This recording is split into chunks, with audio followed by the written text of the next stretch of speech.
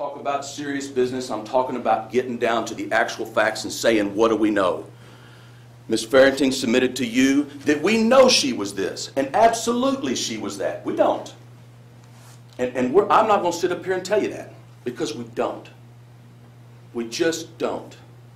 And if we don't know, and we can't get to beyond a reasonable doubt, then we should not be convicting that young lady of anything. It is easy, and I will tell you that it is easy, to get angry at her.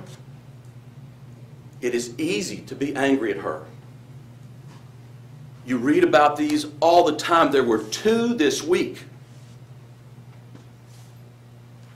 2 of these same kinds of accidents this week. It is easy to get in your mind that we've got to stop this, and the way to stop it is to find her guilty. But I submit to you, and I think that you guys know that's not your job. Your job is to look at it extremely carefully. And if it ain't there, it ain't there. Paul Hathaway, let me talk about this picture real quick before it gets taken down. You're looking at it, guys. You see it. You don't see any blood. You don't see any tissue. You don't see any fibers. They want to make it as though that was obvious. It's not obvious. And it's not obvious at night. And if there was blood on there, guys, and ladies, we'd have a real problem. But there's not. But it's not normal. It's not normal to have drink after drink after drink after drink and then get in the car and drive. That's dangerous. And Courtney paid the price for that.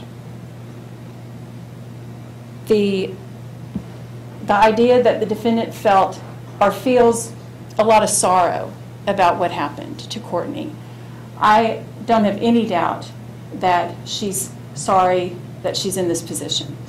And I think that there's a difference between I'm sorry that this is happening, I'm sorry that I'm in so much trouble, versus genuine sorrow over having ended the life of a beautiful young woman. And the way that you can tell the difference is when you listen to that jail call. Because that's how the defendant is when the jury's not listening, and when the cameras aren't around, and when her lawyer isn't asking her questions, when it's just her and her sister, who she's really close to, and her mom. And it's all about me, and it's all about, I don't want to stay in jail. Do you think I'm going to have to stay in jail overnight?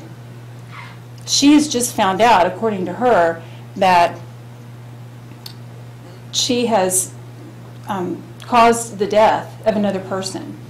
And there's nowhere on that lengthy call where she says one word of sorrow or sadness.